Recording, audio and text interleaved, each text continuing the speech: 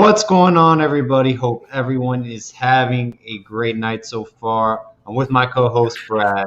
We got Larry Blustein coming on the show shortly. He was just backstage with us. I think his video froze, so we're gonna get him back on stage right now. While we wait for Larry, Brad, where do we even begin, man? Blake Baker. There's talks about him, LSU flirting around. What are your thoughts on that? Yeah, man. Today was his big day. From what I heard, he had his interview earlier today. By the way, shout out to all about the U83. Thank you for tuning in. Always good support from my guy. But yeah, man, with Blake Baker, I believe he had his interview today, and we'll see what happens. I think with LSU, the key to look at is if they start bringing in other guys for interviews. Right? It looks like right now it's only Blake Baker's the only guy that's interviewed. So if you start to hear rumblings of other guys like Travis Williams and a couple other names start to go down to Louisiana and maybe sit down for that interview, and it might not be the case for Blake Baker, but so far it's looking like Blake Baker's the front runner, so we'll see. And without further ado, introduce a very special guest. Yes. Over 50 years of covering South Florida high school football. Larry Blustein, thank you very much for coming on the show, Larry. We greatly appreciate it. Blue. Hey guys, never a problem. I like it. I like this. I like when we can talk recruiting. I could do that forever. You know that. Oh man, you're gonna be a weekly guest after tonight, Larry. The fans that tune in, man. This is like we talked off air, man. We're heavy recruiting. We're gonna dip right in, man. We might as well just start right off the gate. Right. Talking about this 2020 class that we just brought in, man. We have some elite guys. You have a couple 5-stars in James Williams and Leonard Taylor. Blue, man, I want to ask you this. Everybody knows the name James Williams. Everybody knows the name Leonard Taylor. Give me a guy on offense and defense that people need to know or will know by the end of their third, fourth year at the University of Miami. Brashard Smith. I think he comes in and makes a pretty because here's why, and people go, oh, well, wait a minute, but we don't have a real pass catcher that goes into that huddle and said, hey, I could get the guy, and you could tell it took Harley almost 3/4 of the season to get it done. Now he comes back and at least he gets, we get him on the right foot, but he's a slot. Yeah, you've always had your tight end people. What you need is somebody who's going to go in there. And listen, Brashard doesn't have to be 6'3", 220 to be the primary guy. I mean, you could run him in motion. He already showed he got beat up pretty bad for 3-4 weeks running that Wildcat at Palmetto. And every week, the funny thing is when I saw him for the first time in that game where Smith got hurt against Dr. Phillips, I saw him after the game, and I went over to him and I patted him on the shoulder pads, and I said to him, if I told you that you were going to run 25 times tonight, I said, would you have ever believed it? He goes, not even a chance. See, and you take a look at a guy who wasn't even prepared basically for it, made the best of it, and he did it for 3 weeks, and he carried him, and we know he can catch the ball, and he wants the ball. He's a gamer, and so he would be my offensive guy. And there's a couple of guys on defense that I think, that have an opportunity. Will they come in and start or, make a impact or not? We're going to have to be seen. First of all, you talk about, other than James Williams, but you look at a James Williams, Kinchins is going to be the guy I'm going to talk about, but I'm going to talk about James Williams because of this reason. When James was a freshman at Pace, he did whatever he really wanted. No slight to the coaching. It's just when you have a 6'4", 14-year-old, 15-year-old, you kind of let him do what he wants to do, and he's athletic. And he started making impact, but he was really never in the flow of the game. When he was a sophomore at Heritage, I went over to Pat, Coach Sertan, and I said, it seems to me that James is afraid to engage. For some reason, he'll come in after somebody hits, but he won't make that initiating, initial hit. And he said to me, he goes, he's out of position. I said, okay. He says he doesn't need to be, right now he has to be there for us, but he's really not that at the next level. Okay, so then he goes to Western that year and does pretty good. He comes back this year, and if you notice, Pat put him in the box from day one. Day one, he goes, "We don't need your butt back there. We need you here. We need you engaging right away. You've got the speed, you got the length, you have the reach." So if a run, even if somebody's cat quick and they get outside, you're going to be like Rousseau. Rousseau had 9. He was like an airplane. His wingspan was crazy, so he could overrun a play and reach back and get somebody. See, because James Williams is the same way. He's long. So why would you want to have him at a safety position, primarily at a safety position, when he's the best player on the defensive side of the ball? So you want him to engage, just like putting a guy in right field. He's not going to get the ball a whole lot of times, but you want him to get the ball. You want him at shortstop. You want him a catcher. You want him, where he's going to be able to make the most impact. So I'm just saying that because there's a lot of people out there, Kane fans, and I see the boards that kind of doubt him. And I understand why they did early on, because like Pat Surtain said, he wasn't in the position that he needed to be. So that being said, the kid from Orlando, Troutman, this kid is a gamer. I watched him 2 straight years against St. Thomas Aquinas. He's in on every play. He wants to be around the ball. He's going to be a surprise. I will tell you that he's going to be a huge surprise. I mean, we could sit here about Leonard Taylor, and my thing about Leonard Taylor right now, he doesn't get hurt. He's walking across that NFL stage for day one. He will. He's going to be that type of player. Miami, I don't think Miami's really had a guy like this that can come in and virtually really just start from day one. He really can. I mean, if he learns the playbook, and he's very smart. He's so darn strong and athletic. He overwhelms offensive linemen. So his curve is huge. So, you could put him in there and he could be learning on the job, because you got Silvera and you got some, pretty good. And that's another thing. You lose 3 with Rousseau. All 3 are going to be first-round draft picks. Roche's got a chance to be a low to middle guy. The kid that came from UCLA, he's also got a chance, and we know Rousseau's a top 10 kid. So it's not that Miami hasn't had these guys, but now comes the test of why they're not an upper-tier team, because Alabama could lose a Tua and come up with another Heisman Trophy. Miami doesn't have that right now. At really any position, Excellent. Really. Point. So that's another thing that you have to understand. So when they come in, so when you have somebody like a Taylor come in, it's going to be it's not going to be as extreme as having Duke Johnson and Tracy Howard starting from day one as true freshmen, because that never should be. I mean, Duke, as great as he was, should have just, he should have been like what's happening now. Pecking order, you get your carries. You don't want to be the main guy, as a freshman, because you have nothing to learn from. At least with Harris, these young guys are learning something. He's been around the game. He's a weight room rat, that he's fast. He's a good teammate, and he was Naquan Wright's teammate, and Naquan and him, everybody. I mean, you talk about Dalvin Cook and Yearby being easily, and the Smith brothers from South Ridge. Well, you got to figure those 2 guys when it's all said and done, because that Harris is going to get a chance to play in the NFL, because he's quick and he's big, and he may be one of those guys, if he can handle the ball, that could be a 5th, 6th round draft pick, but maybe land on like the last 2 guys that came out of Miami at running back or with Seattle. So anything can happen in that case. But so those are the 2 guys. I think Troutman definitely has got a chance. I love this tight end that's coming in from Texas too. I mean, I'll tell you what, I haven't watched him live, but I've watched enough tape, guys, that he's the real deal. He is the real deal. And it's funny you mentioned Troutman, Larry, because he has a lot of similarities to me, in my opinion, with a Corey Flagg when you turn on the tape. Just someone who has the nose and knack for the football, who's not afraid to just get there. And I think one thing with our linebackers that we've been missing is they don't really trust their football instincts, or they just don't have them.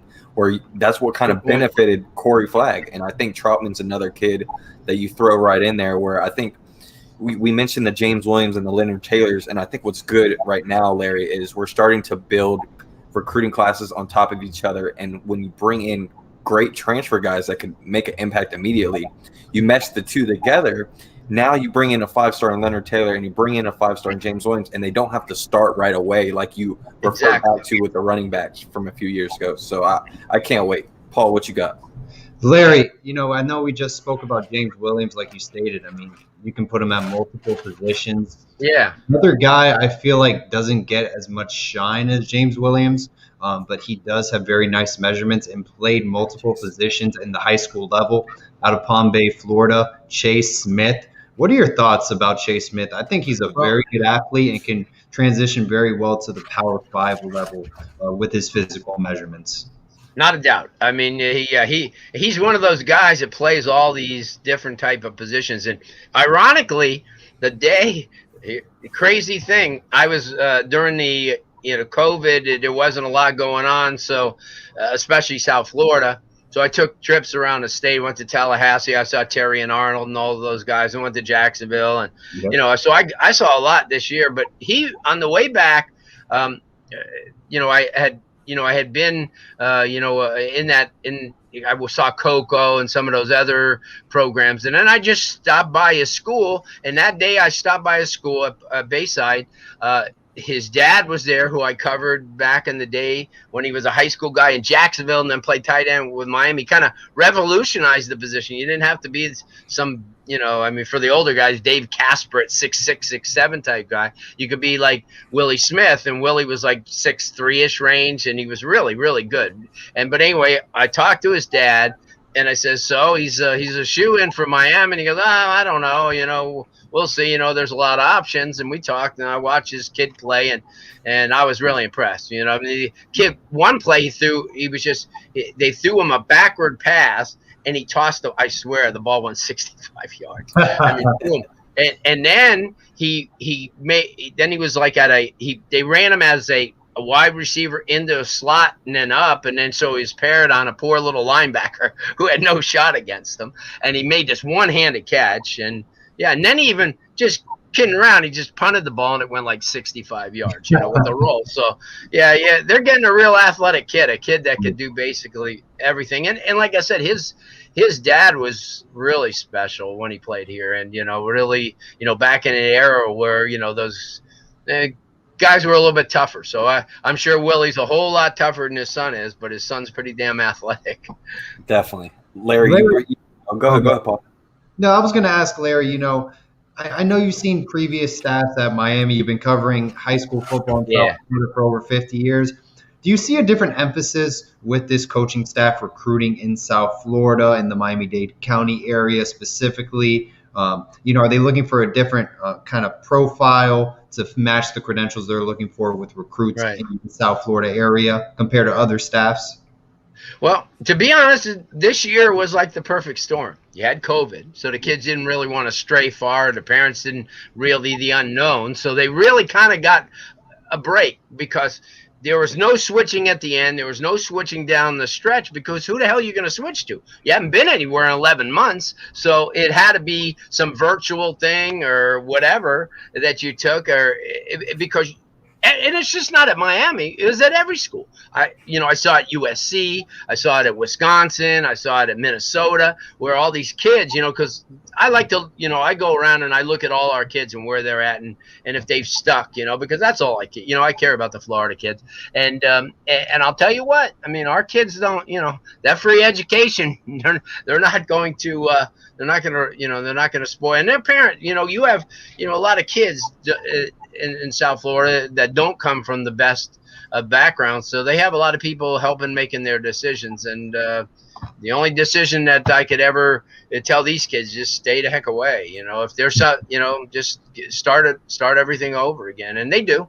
But to answer your question, that's probably why they've kind of struck gold. Now it's up to them. It's up to them not to poop the bed, as they say. I mean, because they have a tougher schedule. The ACC's no cakewalk anymore. And as Alex Dono and I do a podcast, and that's the one thing we always talk about, because Alex is ever the optimist, and I tell him what is reality is reality.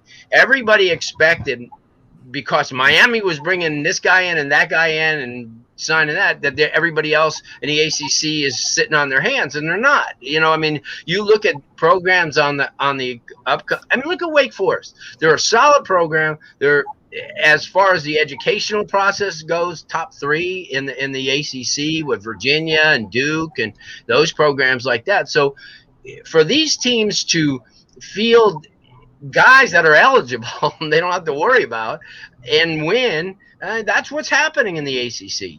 Like I always say, the best job in the world is Vanderbilt. You play the toughest schedule in the country, bar none. So to me, you're a Power 5 coach. You go 5-6 years. Like it got James Franklin in the door at Penn State by doing well. So I'm just saying, everything is going to be geared to education, especially with the way COVID is now. And there's going to be more emphasis, because remember, the private schools work on endowments and contributions and all that, and having booster funding and stuff like that.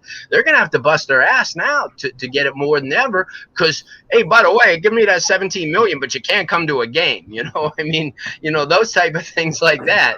That you see, that's not going to fly anymore. And you could see, I mean, just to mention, Budweiser. Here's a perfect example. They're not going to take out an ad in the Super Bowl for the first time in 47 years, because they're going to take the money and give it to and donate it to the workers, frontline people. So we're changing. The world's changing, so there's no guarantee. So, that's the way things are. I mean, but that's the way, to be honest with you, that why all these teams did so well, by keeping their kids, because there was no options. And the NCAA has prolonged this agony all the way at least up until April, which sucks. Larry, you talk about change and you talk about not many options. And when I think of those two things, I think of the Miami's cornerback room the past 5 to 10 years, right? Yeah. And now recently we talk about the staff, and we are finally adding a new piece to that cornerback room, and that is Coach Travaris Robinson, right? And this is also a guy that you actually covered when he was back in high school, playing receiver with guys like Andre Johnson and a few other great guys. I want to ask you 2 questions, Larry. One, what was it like covering Travaris Robinson as a player? And then what is your thoughts on Travaris Robinson as a coach for the Miami Hurricanes? Well, first of all, as a player, I mean, he was always a tough little kid. He was one of those guys that bounce off you, and he had the speed to get outside. Didn't play for the most premier teams, but he did. But that's the case in a lot of. Michael Timpson, he used to play at HML and then went to Penn State and played for the Patriots.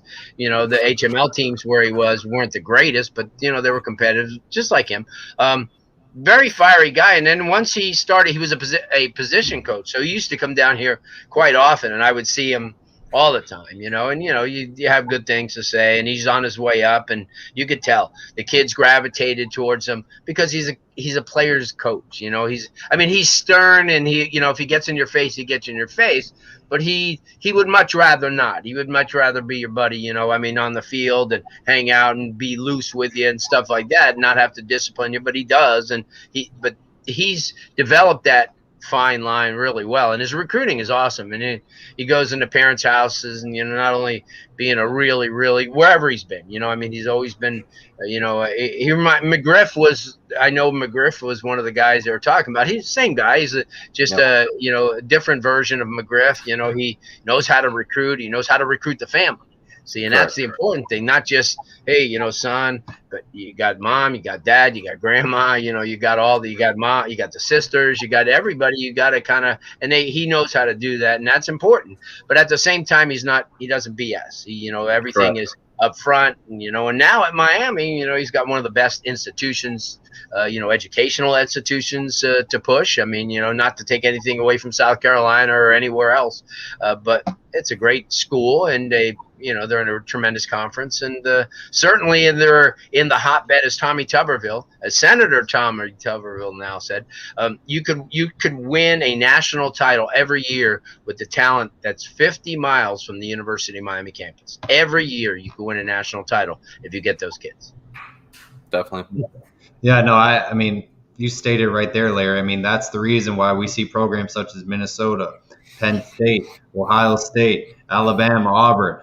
Basically everybody and their mom is coming down to the Indiana. South. Indiana, exactly. How come they're so good? Look at their roster. Penix, their quarterback, is from the Tampa area. Yeah, he is. I watched North him Star. play many a times, and a good one. Who's another coach, Larry, on this staff that makes a great connection with local recruits, such as Travaris Robinson, that you've acknowledged? Oh well, obviously, Coach Fields definitely. I've known Coach Fields since he played tight end at Palm Beach Lakes, and yeah, I mean he was. He's always, the thing about him. He's another guy. You see, that's what Miami's developed. They have a balance of guys like Jess Simpson and people who are stern and fatherly, and then you have guys like, him, who is more of a brother. He's like the tight ends. He and Brevin. I'm sure that tight end room is a joke. They're always telling stuff and they're always on each other. I bet you, because he's loose like that, and that I'm sure Mammarelli's into it, and that's another guy, Mammarelli, who's a really great athlete. His dad, believe it or not, was like basically the same size. Played at South Broward High School here in Hollywood, and back in the day, and he was the number 4 ranked punter in the nation. And he went to the University of Cincinnati on a scholarship. But his dad, same size, and he was a punter. Wow. Yeah, my Morelli's is a pretty big kid, man. When I see him on the sidelines, him and Chris Washington are two kids that just stand out above the rest. I mean, those are SEC type of guys right there. So and Borregales, and I want to mention that Andy Borregales. I was really fortunate to have his brother on our show, a radio show on WQAM, and I've known that family forever. Used to see them all when they were like 7 and 8 years old, just playing soccer and kicking. Yep. And I'm telling you, Andy's going to be very, very special. Very special. He's a long kid. He was one of Chaminade Madonna's best athletes. He could run like a deer. I mean, wait till you see the guy. Yep. I mean, he'll be the new Bosher White. He's gonna go he's gonna go in the weight room. He's gonna get big, and he's just gonna hunt your butt down. He's gonna try to kick right after he kicks off, and if you return it, you're prey to him. And what I like about Andy, because you're right, Larry. I'm really close with Andy. I get to talk to him pretty much every week. And what I like the most about Andy, he's not afraid of anything. He's not afraid of the moment, and he wants it. He wants the attention on him. Like he has no problem it being 2 seconds left on the clock against Alabama to win the field goal as a freshman. He'll take it. Yeah, I did. I saw that thing. It says it asked me if I covered Lester Williams back. Yes, I did. Lester Williams was a freak show. I mean, I'm telling you, played at Carroll City back in the day. University of Miami grad, played with the Patriots for a while, defensive tackle, man child. I remember him in the state wrestling tournament. He was a heavyweight champion. And his son came after him. Not as good. And isn't that crazy? Because Hayward. Craig Ironhead Hayward's son is still in the NFL and killing it. I mean, and so some fathers and sons click, some don't. I want to bring up another old school guy that was a freak. Some might remember this guy, unless you watched The Year of the Bull. I had the pleasure of getting to know this guy, and it's Torian Charles, man. You want to talk about a huge guy in person? Like I got the pleasure growing up and actually being able to know Sean Taylor before he passed away. And when you see Sean in person, that's a big guy, right? But huge. Then a couple years later, I got to hang out with Torian Charles, and Torian Charles makes Sean look like a chihuahua. Like, this is a big kid. And I mean, I always wanted to get your opinion on a guy like Torian Charles, because me, Larry, I live here in Gainesville. So obviously the whole story of how Torian Charles got kicked off of the University of Florida, throwing a keg at a frat party and knocking a kid unconscious. I mean, that guy wasn't that the Willie Williams story? I thought that was the Willie Williams story. Hey, Are we getting confused now? No, I've heard the same thing. Yeah, that's crazy. But I'll tell you what, you take a look at guys like that. So you ask me what type of player he was, and he was a beast. I mean, he came to play all the time. I don't know. Guys like that. I mean, you look back. I remember when Frank Gore was in the 9th grade. I remember when Jonathan Vilma was in the 9th grade, and we had Jonathan Vilma on, and and talked about Frank Gore and talked about a lot of these guys. And then also the one that I remember is the kid that Miami had a few years ago went in the first round of San Diego Chargers. I think is he still I believe. Yeah. Denzel Perryman. Yeah, Perryman. Denzel Perryman, who when Perryman was a ninth grader and starting at running back and linebacker for Carroll City, Jonathan Vilma was on the show and he told me that this kid's going to far exceed a lot of people, and he did a great job. Just wasn't with an awesome team. That's the only thing. But yeah, they but guys like that, I think the class is looking good. I like the transfer portal, but you're almost gun shy to think that this program's got to be a lot further along than playing competitive with Virginia one week and then getting crushed by North Carolina. You've got to be beyond that because you couldn't in your life ever see programs like Alabama or Clemson getting hammered like that, just completely hammered like that. And you just can't let that happen. You got to, that's where you look at it and say the depth. And it's just a huge problem because Miami, as I said, and I'm sure you guys agree because you cover this and you follow them, they're just not a very deep team anywhere. Yeah. And what positions do you think depth-wise isn't an issue per se that Miami – I know defensive tackle, we got Harrison Hunt coming back. Running back. That isn't an issue? What was that? That you're saying that isn't an issue? Depth, you believe there's the talent there. They can match up with that position with other programs. I think the running game. I think the running game's there now. That's not an issue at Miami. We've always had good running backs from Lamar Miller, Mark Walton, Yeary backing them up. We've always had solid Power 5 running backs, even Damian with third string. What do you think's missing at Miami, Larry, besides depth that can really put Miami over the edge? Because like you stated, I mean, getting blown out by a good UNC team, but, it was ugly. It was a video game blowout. And then, in dogfights with Virginia, how do you think Miami can get over that edge and become a consistent 10-win program and slowly get back to that national prominence they had in the years before? Well, here's the thing. Everybody's going to lose. Alabama's going to get nipped by Mississippi one, like they do, and LSU will beat them, or somebody will beat them once in a while. Miami's got to be less. They've got to have less of those games where they've have too many of those because there wasn't a game in that season last year that you said Miami's got this. I never thought. I mean, I thought that they never really had even Duke. I said, anything. Could you see? You're almost gun shy to even think because just when it, looks good, then De'Aaron King goes down, and then your whole season is in jumbles. And but I will tell you this, and I'm going to maintain what I said about the quarterback. I think Miami's quarterback room potentially could be one of the best in the country, and I'll tell you why. I think Peyton Matocha is way under the radar. Kid, I watched him. Kid's got a strong arm, makes every throw. I won't even tell you about Tyler Van Dyke. He's a draftable Major League Baseball player. So when you have that, this kid's got a live arm, quick release, and then you got Jake Garcia, and then you have De'Aaron King. I mean, come on. I mean, it's potentially, but what's got to happen is this year sometime is you've got to have 3 quarterbacks play somewhere. They've got to get in there.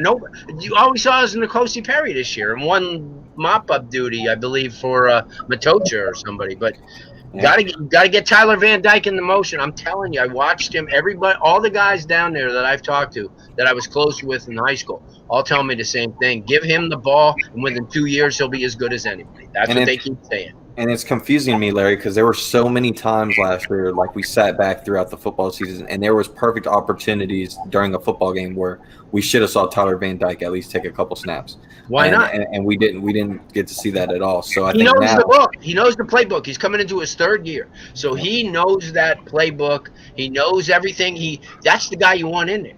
He and Peyton both are advanced over all, anybody. So even, De'Aaron took a while. And you got to give De'Aaron King all the credit in the world because, geez, he picked this stuff up on the fly. Even though he was a veteran guy, but, Jesus, he had no real off season. He had to watch it from the screen. Larry, speaking of things taking a while, let's go a little bit back to where a crazy recruiting cycle where we had guys like Devontae Smith and Mark Pope in the same class, right? And actually, Mark Pope was rated higher than Devontae Smith. One goes to Miami, one goes to Bama. We know the story after that. One's a Heisman Trophy winner, the other is coming back to his senior year, and we're still asking questions. What do you think, in your opinion, makes or breaks a guy like that you obviously have seen firsthand, that has the intangibles and has what it takes? Because if I'm not mistaken, that I believe it wasn't Paradise Camp, but I think it was Miami Knights where they were both there, and Mark Pope was the better receiver out of the two. And now, I mean, we bring up the Mark Pope situation, but even a guy like Gervin Hall, who had Nick Saban fly a helicopter to his high school to try and get him to Alabama. Why are guys like Gervin Hall and Mark Pope still in a question mark, where if you're a guy like Battle at Alabama, you're already a difference maker? What do you think makes the difference between the two?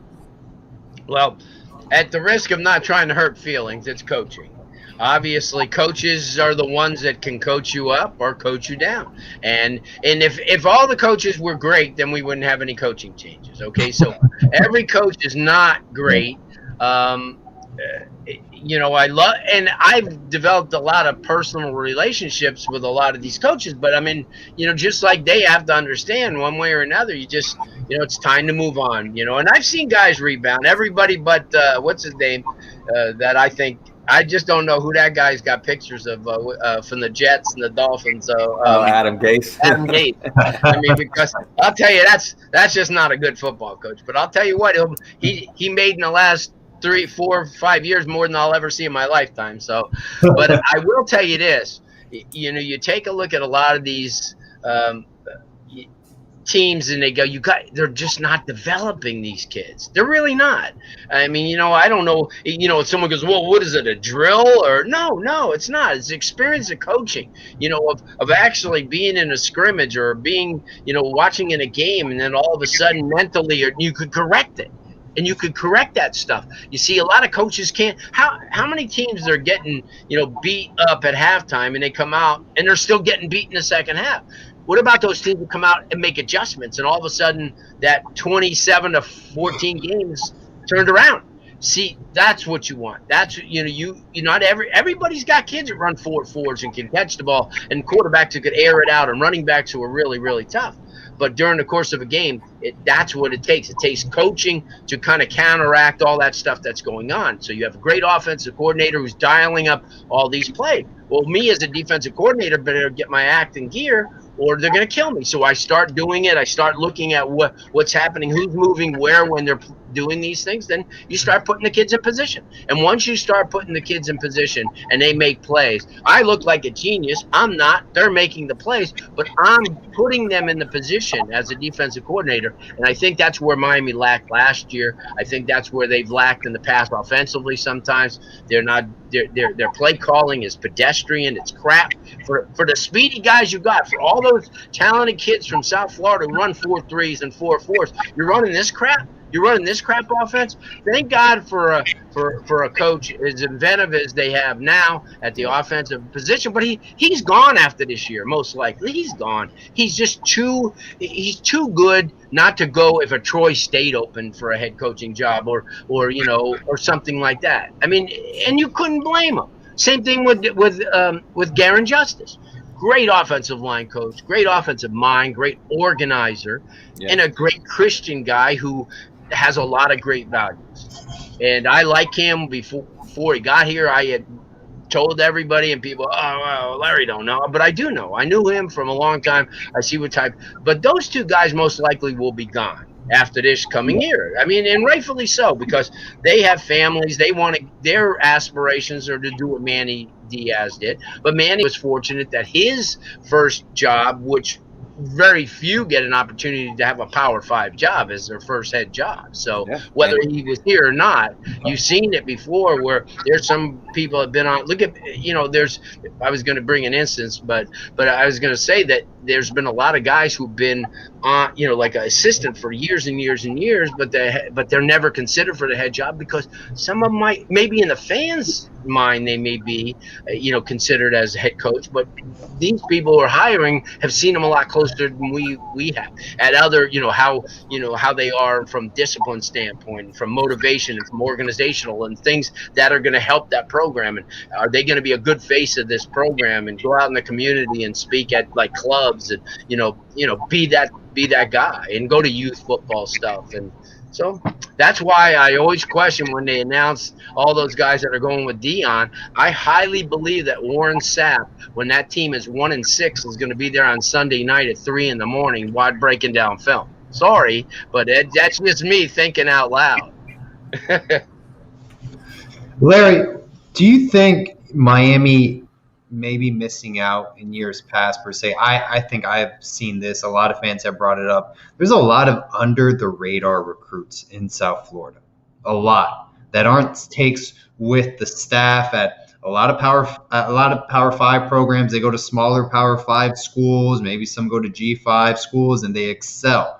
Do you think Miami can target more under the radar recruits and take a gamble with that 5'9", 5'10" wide receiver that's playing quarterback, for example, but he is a fast athlete and really can make a nice transition as a wide receiver at the next level, for example? Well, they did with Bandy. He was a shorter guy, a guy who, like even when he was in high school, he looked, from a body type, almost like youth footballish, because he wasn't very big, 145, 150. But I will tell you, they can do that because they've got local guys. And with DVD on board with DeMarcus Van Dyke, who pace guy, revered by everybody, good guy, one of those. And when he was the liaison for recruiting, he had a lot of people that he met, a lot of contacts, a lot of people that love him. So he's going to be, one of those type of guys that is going to keep that, fire going down here. And then you got David Cooney, who, he's a guy from down here, played at South Ridge. He's coached at Gables. He's coached, he's just like, and everybody, the thing that makes David Cooney so popular, he's one of the guys that has made it from that area.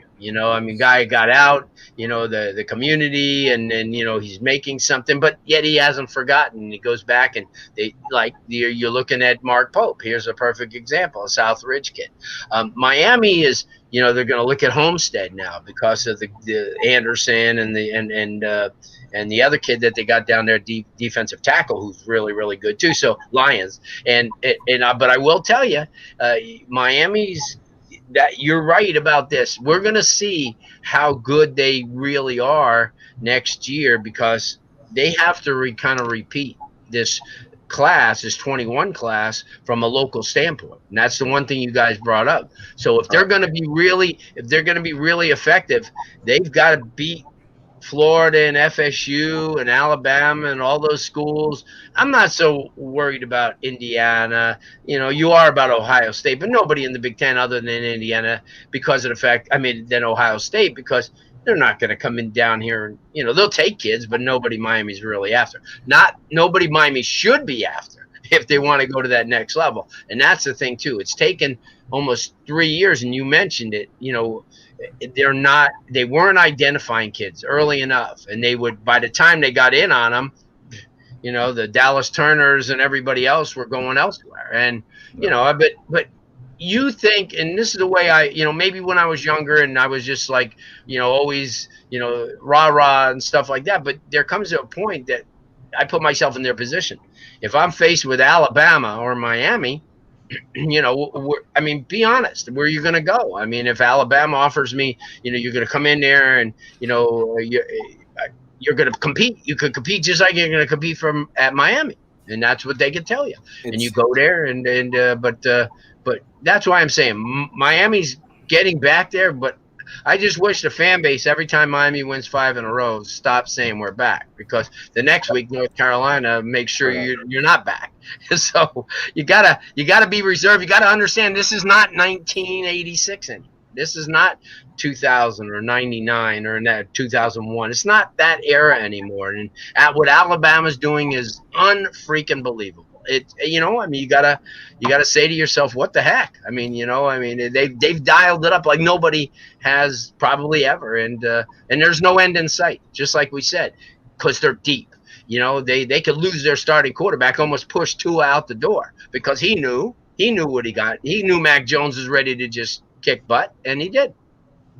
Yeah, and I mean, it's interesting too, because you brought up DeMarcus Van Dyke, and I wanted to talk about him a little earlier because I thought he was the key in this whole situation of the whole Utah State T-Rob situation, where we kind of lost Banda, Zuckerman, and I believe one other coach, and DVD was kind of that right. He was going to go. That lost guy, where is he going? Is he staying? And then the fact that he stayed and he ended up pretty much switching roles with Mike Rump kind of told me that they were ready to give DeMarcus Van Dyke that leash to, kind of get let free a little bit. And I thought T-Rob was the perfect guy to bring in. Our guy Josh Duro had a excellent interview with T-Rob, and T-Rob hit it spot on when he kind of talked about he saw a younger version of DeMarcus Van Dyke in himself and how he's going to kind of put him under his wing and kind of teach him the ropes. And I think T-Rob is a great guy for that. And I mean, there's so many words that describe T-Rob. And I think the way he relates to kids is at the top of the list. And I think some of these kids that we've been missing in the past, I really do think T-Rob is going to make a big difference. You already see right away within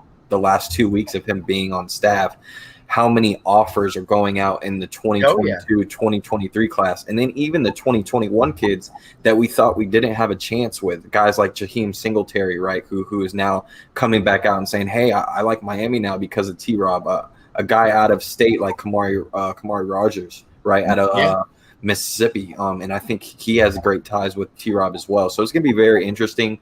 You do make some very good points, especially about the defensive back position. There's a lot of options on the table in the first time in a long time, in my opinion, that are very quality kids. We'll bring up some 2022 guys here shortly when we talk about some recruiting, but it's going to be interesting. Another person I want to bring up before we get into recruiting is Tutu Atwell. How do you compare him, Larry, to a guy like Antonio Callaway as far as what you may want to see from Tutu in the NFL? Because I really do think Tutu and Antonio Callaway have very similar traits on the football field. And I think Antonio Callaway was one of those guys that couldn't really stay out of trouble off the field, but as long as he was on the field, he was very productive. And I think he could have been a home run for a good football team. He just didn't really do much on the field, obviously. What do you think makes Tutu Atwell a little different in that he could kind of take that next level in the NFL? Well, he comes in there with an opportunity to do a lot of things because he's a 4.296 kid. I mean, that you can't teach that in any classroom that I know of. So he reminds me more of a Roscoe Parrish than anything else. Jet quick. Remember how fast Roscoe was? One of the fastest guys Miami's had. He and Moss and those guys. So I think that's what he adds. He's a better football player than Isaiah McKenzie. Isaiah, if you remember in the first few years, Isaiah was dropping everything.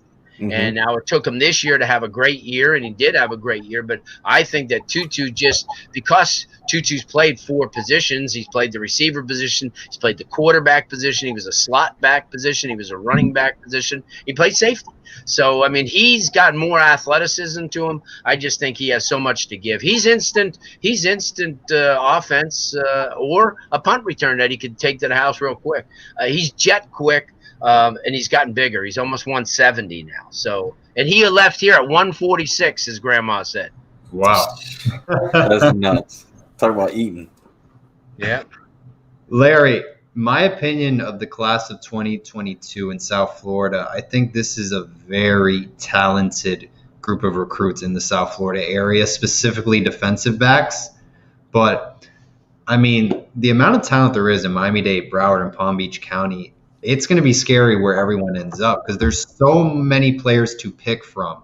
I don't even know where to begin. How do you think Miami fares, going after local kids in this class, and who are some players to look out for? I know Hollandale, they have a great connection with Travaris Robinson. I think their head coach was his teammate. They got some great players. Yes. Nick Rose, I believe, he's like a 6'4" safety. Yeah. He came from Carroll City. He was, Oh, but yeah. Junior Rosegreen was T. Rob's buddy at Auburn. So, Okay. yeah, he's done a great job. They've got Alphonse Allen, who I think the world of. That kid is just a big time football Beast. talent. Houndale's had some DBs over the last, the kid Battle, not the Battle that's at Alabama, but the Battle went to LSU.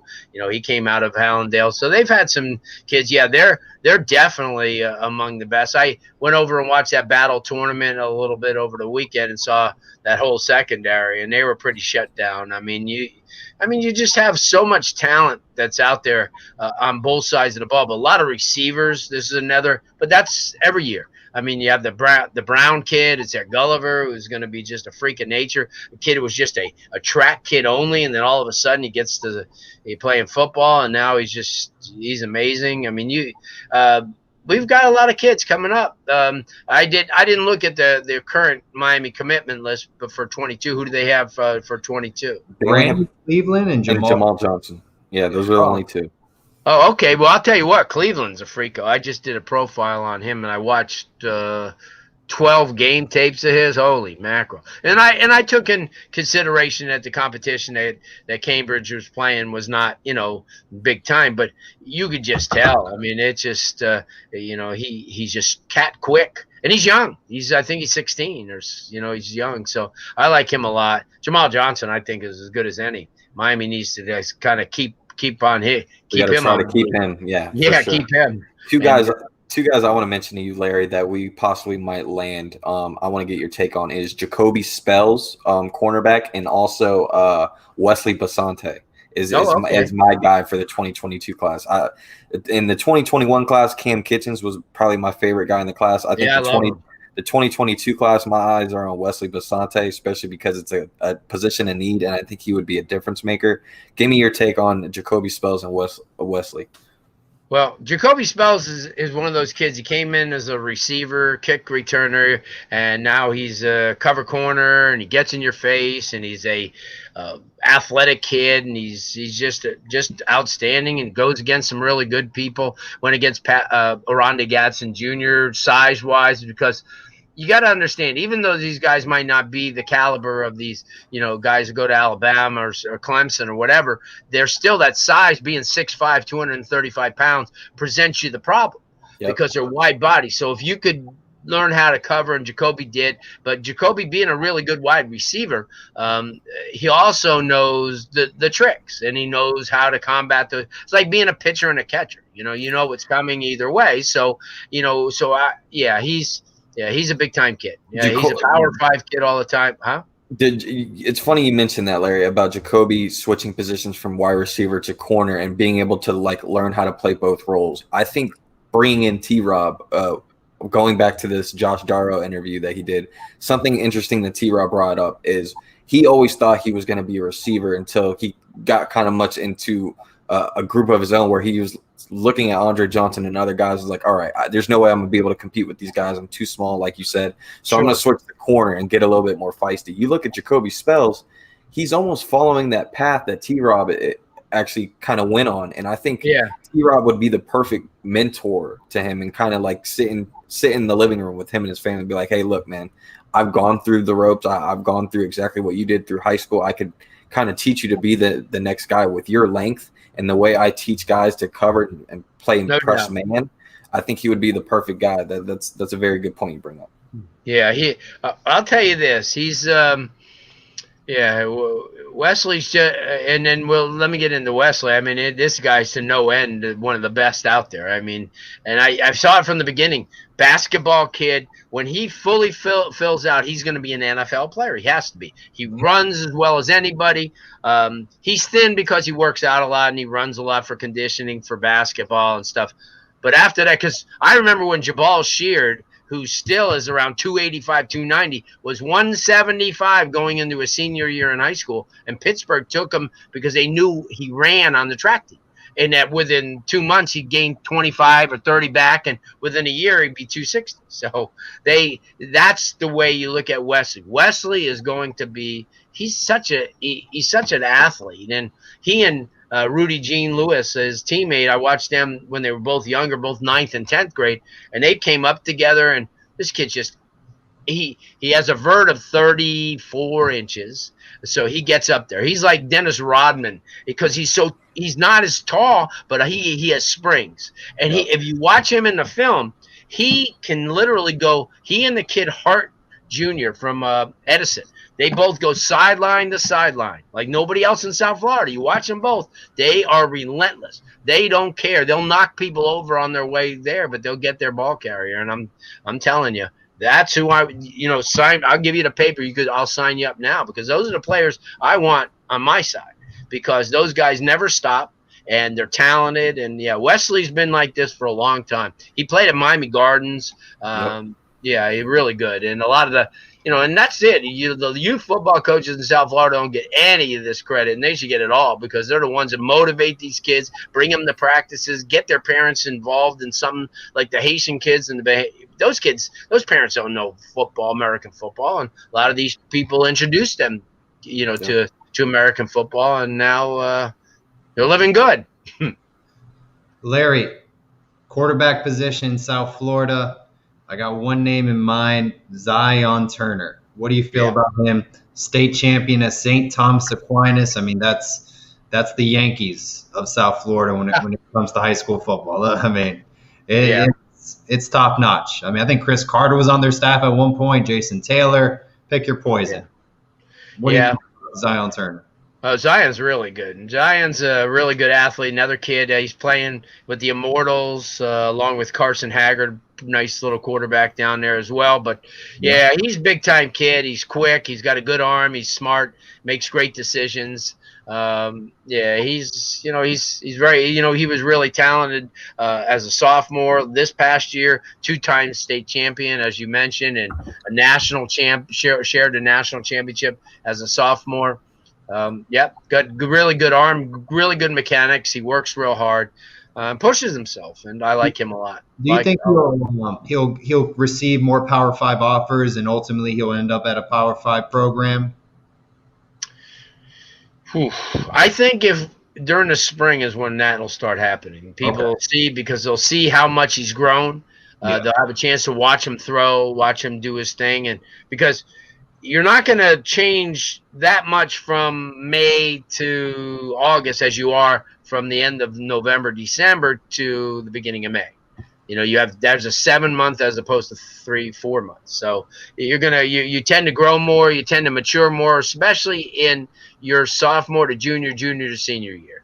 After your senior year, you just progressively grow just from maturity, but you have a tendency to spurt up in between. I guess it's 15 to 17. Larry, since we're on the topic of 2022, guys, I want to get a tough question.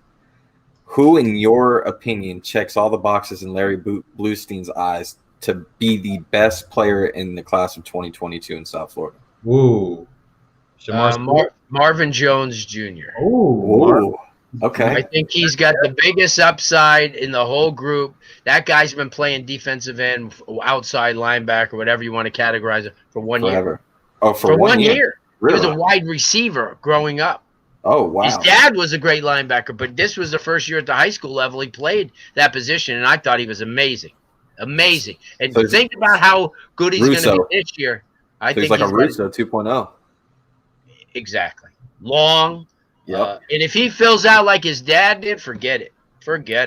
Because, and his dad was not as quick as he is. This kid's cat quick. So, yeah, I think he, to me, is a guy that I don't know about surprising because what he did this last year was amazing. You don't just go from one position to the next and dominate. And he did.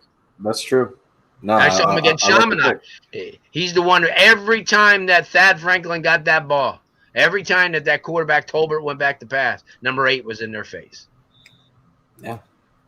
Larry, go ahead, Brad. I'm just saying. I'm not saying it's a definitive thing, but I'm just saying to me, from watching all these guys, I think he has a chance to go from 0 to 60 faster than anybody else. Hey, and listen, and you don't even have to argue with some of these fans, Larry, because out of all people, Larry, one thing I do remember that Larry Blustein said, and nobody believed him, even myself, and you turn it around 2 or 3 years later, You said that Lorenzo Lingard would be a better linebacker. And what do you know? Lorenzo Lingard is at Florida trying to play linebacker right now. So Larry Bluestein's But don't that's really play. but that's not the only thing. I think my best call ever was I said it was almost an anger because this guy was getting me angered on a TV show. I said to him, I said, you know who's going to win state? I said Miami, New Orleans is going to win state, and everybody laughed and they won state. Was that when Duke was there?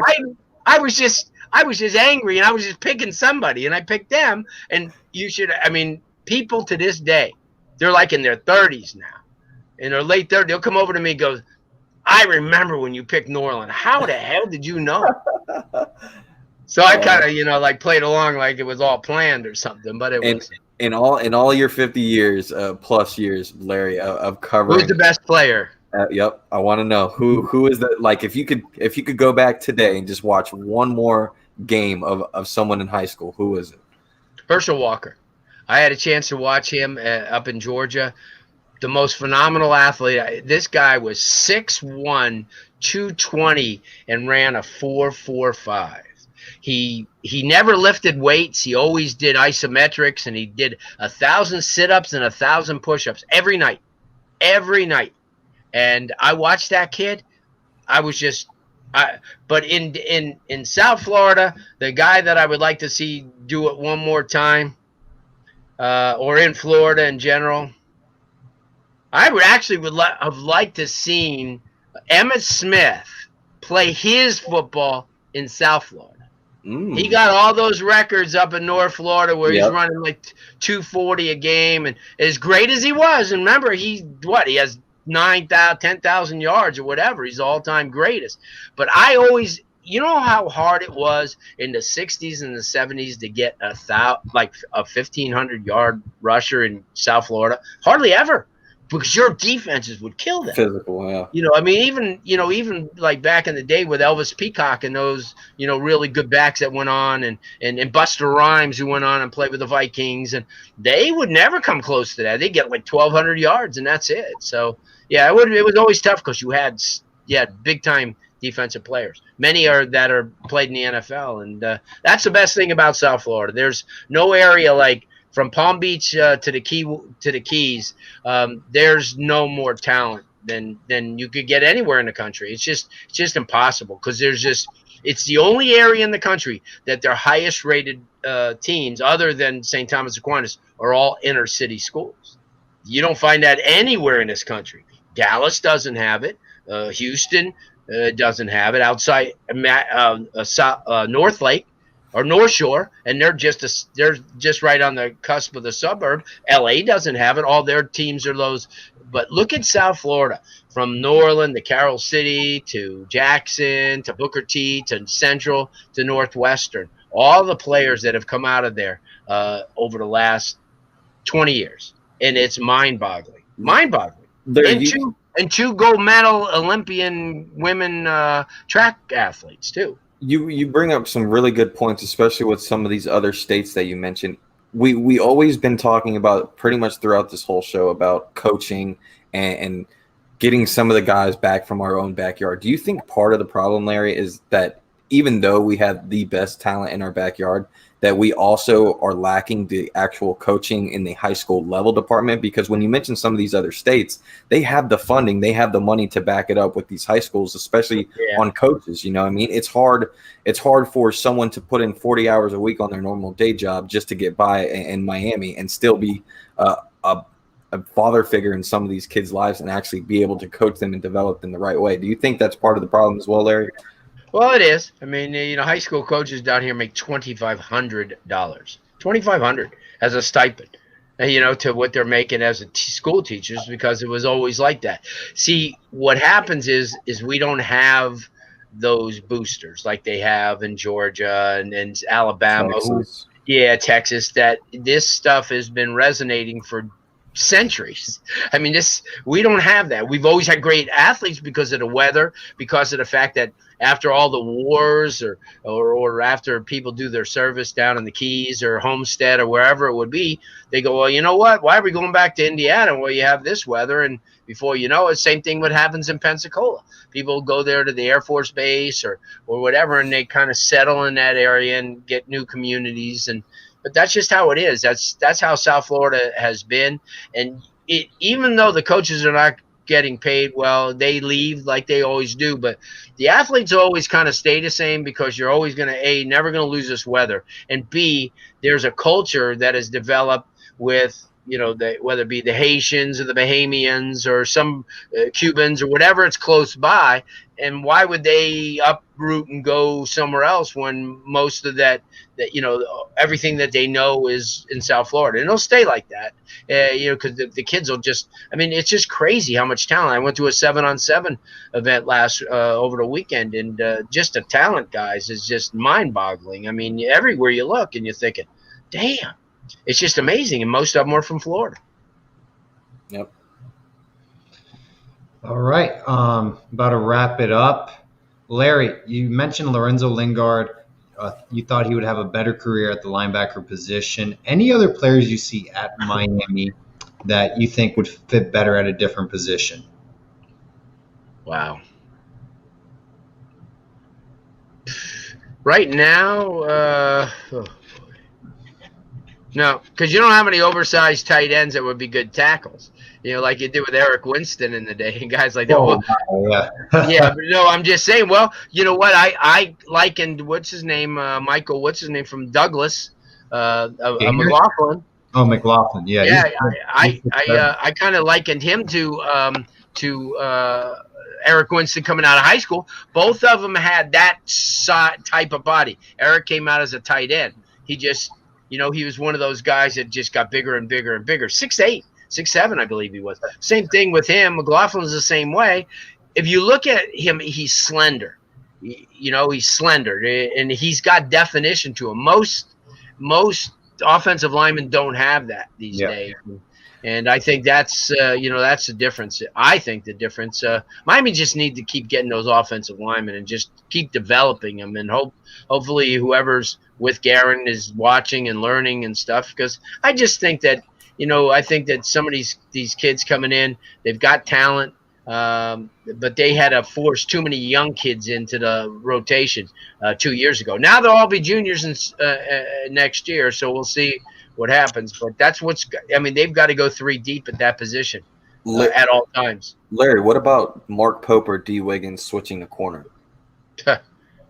That's like throwing a Hail Mary up because it's the end of their career. You're not giving, if they're going to die, let them die at the position that but at the same time, to play devil's advocate, look at a guy like Zach McLeod. Me personally, I think Zach McLeod probably fits better at the defensive end than the linebacker. I think he could actually probably help his draft stock if he does decide to go back to defensive end.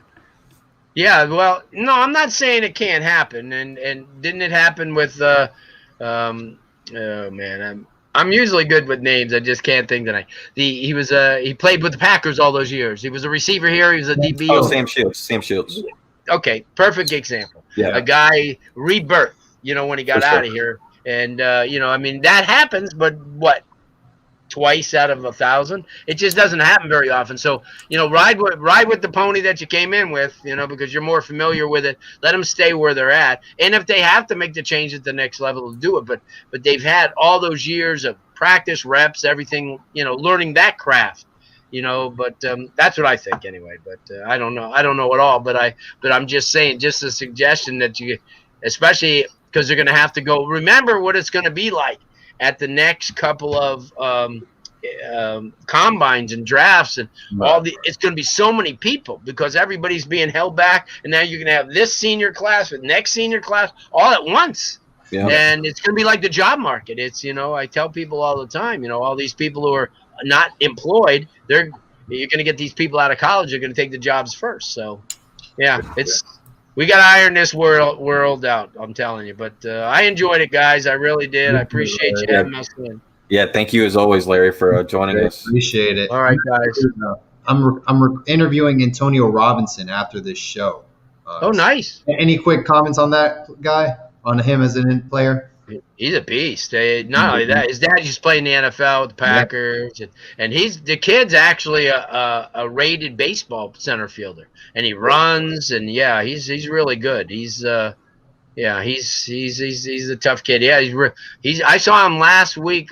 We did the Florida Georgia game, and we were out there for one of the practices, and he and his buddy were out there. They're both left-handed, so what an advantage playing center field with a left hand. So they were both throwing the ball, and I'm watching them, and I'm thinking, holy Christmas, he throws what a nice baseball. They were with the gloves on a football field. But go figure. Beautiful. All right, thank you so much. All right, guys. All right, Larry. You have a good night. You too. Bye. All right, guys, and that's a wrap. Larry Blustein, 50 years of covering South Florida football. Yep. I don't know who else is better than Larry Blustein. I don't think there is, man. That's a legend right there. You know, you talk about the baseball and the Babe Ruth Sandlot. You know, that's Babe Ruth right there. That's the great Bambino. Literally. We're just Benny the Jet. I'm Smalls. I'll say not small. Yeah. I was thinking of Squints or Squints. Yeah, Squints. Squints is Smalls. All right, guys. Appreciate it. Over 260 people on tonight's show. Thank you very much. Brad, anything else before we wrap it up? No, man. Thank you, fans, again for tuning in. As always, we'll see you guys. And what, tomorrow? Are we on tomorrow with a special guest, or are we holding that off? We're going to confirm that tomorrow around midday, around noon. I'll confirm that. So. Okay, perfect, cool. So we'll wait and hold it in. But for now, go Canes as always, and it's all about the U. Awesome. Peace. Later.